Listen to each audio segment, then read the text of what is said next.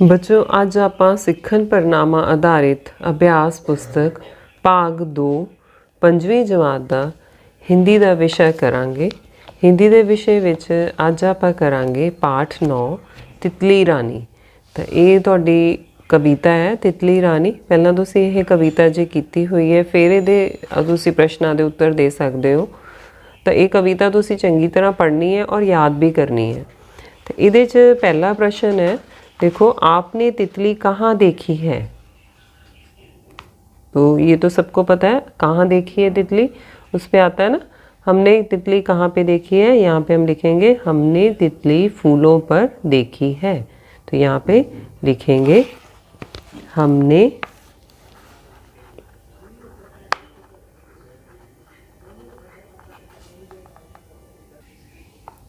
तो बच्चों ऐसे हम लिख देंगे हमने तितली फूलों पर देखी है। तो यहाँ पे न के ऊपर बिंदी भी आएगी। हमने तितली कहाँ पे देखी है, फूलों पर देखी है। नेक्स्ट दूसरा प्रश्न है, बच्चों को तितली क्यों लुभाती है। तो क्यों लुभाती है बच्चों को तितली, क्योंकि रंग बिरंगे पंखों वाली तितली फूलों पर उड़ती है। फूलों पर उड़ती है तो बच्चों को अच्छी लगती है ना। तो यहाँ पे हम लिखेंगे क्योंकि। तो बच्चों ये लिख देंगे क्योंकि रंग बिरंगे पंखों वाली तितली फूलों पर उड़ती है, इसलिए बच्चों को तितली लुभाती है। तो ये यहाँ पे आपने अपनी अपनी बुक्स में लिख देना है। तो दूसरा प्रश्न हो गया। आगे तीसरा है, जब आप तितली को पकड़ने की कोशिश करते हो तो वह क्या करती है। क्या करती है, शर्मा जाती है ना। तो आप यहाँ पे लिखोगे, जब हम ये लाइन लिखने की ज़रूरत नहीं है, बस यहाँ पे आप लिख दो वह शर्मा जाती है। तो यहाँ पे हमने लिख दिया है वह शर्मा जाती है के बाद डंडी लगानी। एक ये ध्यान रखना है, जब वाक्य ख़त्म होता है तो उसके पीछे हमने डंडी ज़रूर लगानी है। इस चीज़ के भी नंबर कटते हैं अगर हम डंडी नहीं लगाएंगे, क्योंकि वाक्य ख़त्म हो गया। जब वाक्य ख़त्म होता है तो हमने डंडी ज़रूर लगानी है। आगे फोर्थ है, तितली रानी तितली रानी। आगे यहाँ पे वो कहता है अगली पंक्ति लिखो। तो ये पंक्ति आगे क्या है, याद है तुम्हें भी, तितली रानी अपने घर को बड़ी सयानी। तो यहाँ पे हम लिख देंगे अपने घर को। तो बच्चों यहाँ पे अपने घर को बड़ी सयानी के बाद डंडी लगा दी है। आगे चलते हैं। पांचवा प्रश्न है, हाथ लगाने पर तितली क्या करती है।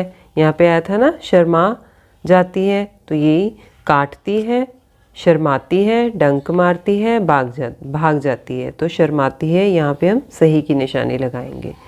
आगे सिक्स्थ है, तितली डैश ऋतु में आती है। तो तितली कौन सी ऋतु में आती है, ऋतु पता है ना, बसंत ऋतु में आती है। तितली कौन सी ऋतु में आती है, बसंत ऋतु में आती है। तो यहाँ पे हम लिखेंगे बसंत। तो ये आपको अच्छे से याद होना चाहिए कि कैसे लिखना है। ब स के ऊपर बिंदी त, बसंत ऋतु में आती है। तो आगे है इसमें सिक्स्थ हो गया ये आपका। आगे सेवन्थ है।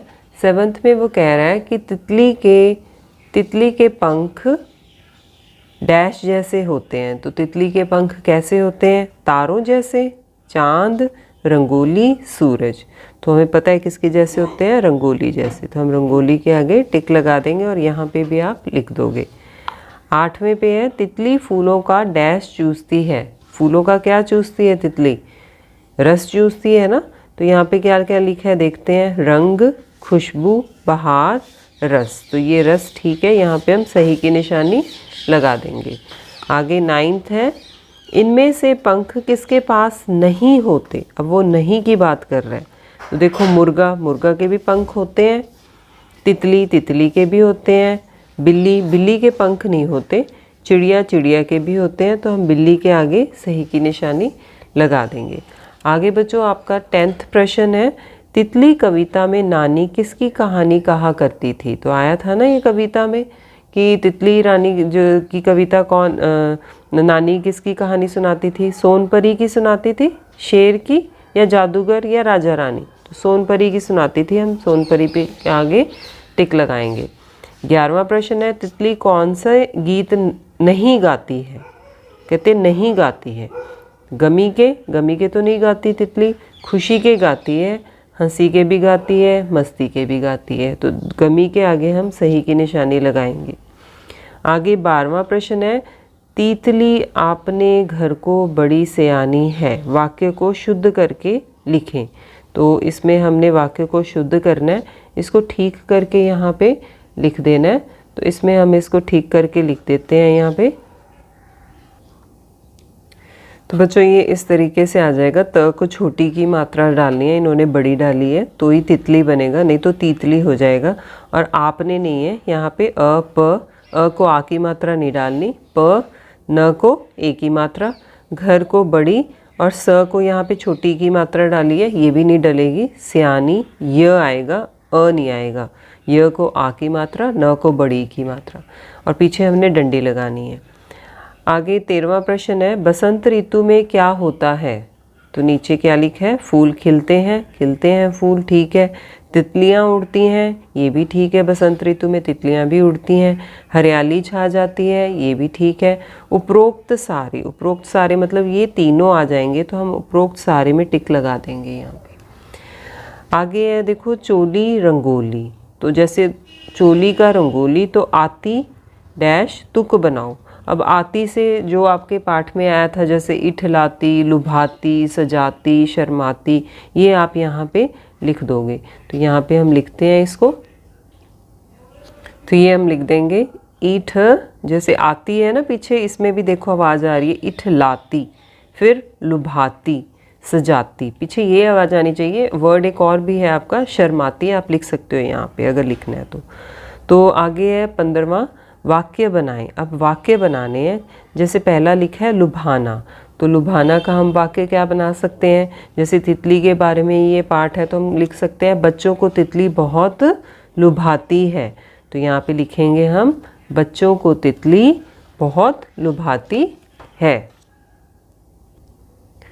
तो इस तरीके से लिख देंगे। इसमें बस ये ध्यान रखना है कि हमने शुद्ध लिखना है, गलती नहीं कोई करनी। जैसे बच्चों की आवाज़ आ रही है तो बिंदी लगेगी, को तितली के सही लिखने हैं हमने शब्द, तितली बहुत लुभाती है।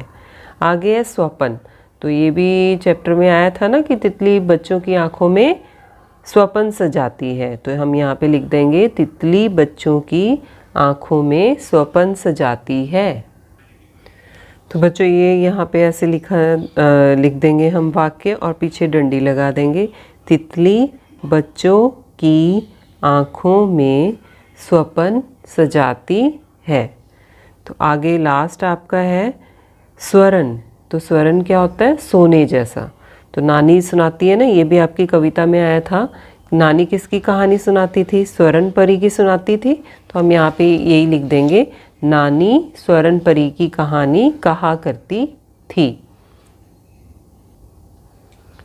तो इसमें आ जाएगा, नानी स्वरन परी की कहानी कहा करती थी। तो बच्चों आपका ये पाठ 9 तितली रानी हो गया।